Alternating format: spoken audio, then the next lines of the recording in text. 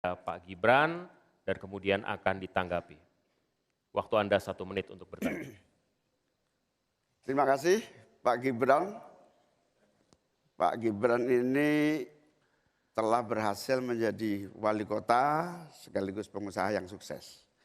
Bahkan berbagai proyek-proyek besar telah berhasil dibangun di Solo. Ini menjadi prestasi, tetapi kita ingin prestasi ini ditularkan kepada yang lain. Saya ingin Pak Gibran menyampaikan tips and tricks agar bupati, wali kota, dan pemerintah daerah yang lain bisa belajar agar proyek-proyek besar bisa dimasukkan di kota Solo. Bagaimana caranya ini? Tenang. Itu. Cukup? Cukup. Baik. Cukup. Silakan waktu Anda. Pak Gibran, waktu Anda 2 menit untuk menanggapi. Baik, Gus Muhaimin, saya jelaskan ya. Sekarang Indonesia itu sudah memulai yang namanya pemerataan pembangunan. Yang dibangun bukan hanya Solo saja.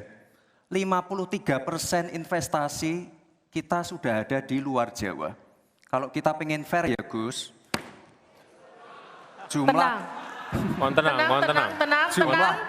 jumlah proyek, jumlah anggaran yang digelontorkan ke Solo sebelum saya jadi wali kota itu lebih besar. Saya tahulah ini arah pertanyaannya kemana. Tapi yang jelas ini Gus, apa yang sudah dibangun, yang kita lihat bukan bangunan fisiknya saja. Tapi kita lihat impact-nya ke warga. Bangun masjid menggunakan CSR dari Abu Dhabi. Impact-nya apa? UMKM kita sekarang melesat, wisata kita melesat. Kemarin waktu Idul Fitri, kunjungan wisatawan ke Solo melebihi Jogja. Itu impact-nya. Lalu kita lihat, kita punya kebun binatang Solo Safari, tidak pakai APBN. Masjid tidak pakai APBN. Tapi impact-nya apa? Impact-nya ke masyarakat. Jadi yang kita lihat ini Gus, tidak perlu tendensius seperti itu. Kita lihat impact-nya ke warga seperti apa. UMKM meningkat, kesejahteraan meningkat, lapangan pekerjaan terbuka. Itu yang kita lihat Gus. Jadi tidak melihat, oh ini dia anak emaskan. Enggak. Pemerataan pembangunan itu sudah terjadi di mana-mana, bukan hanya di Solo. Dan itu fakta loh Gus, proyek di Solo sebelum saya menjabat itu lebih banyak. Fakta itu. Terima kasih. Harap tenang, kita akan lanjutkan. Masih lanjut ini. Silakan Pak Muhaimin untuk menanggapi, waktunya 1 menit. Ya, yang saya tanyakan belum dijawab.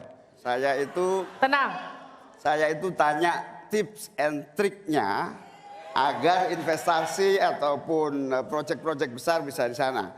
Sebab saya lihat itu ada 32 proyek pemerintahan pusat, ada juga berbagai program-program yang luar biasa, patut kita banggakan.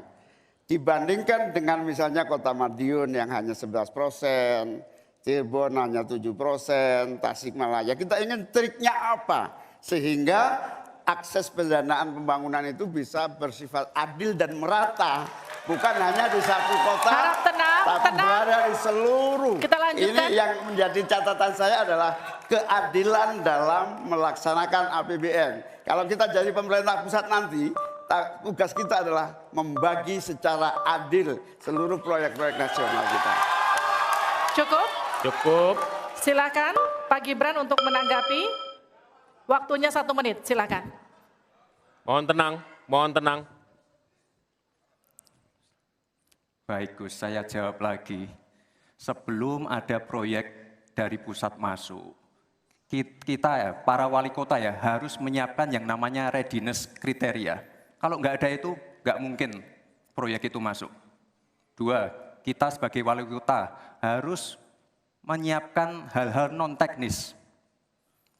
Relokasi, nego dengan warga-warga, bantaran sungai, bantaran rel kereta api. Itu Gus, 1.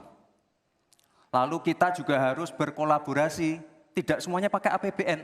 Ada yang pakai APBN plus APBD plus dibantu, saya sering dibantu Pak Ganjar.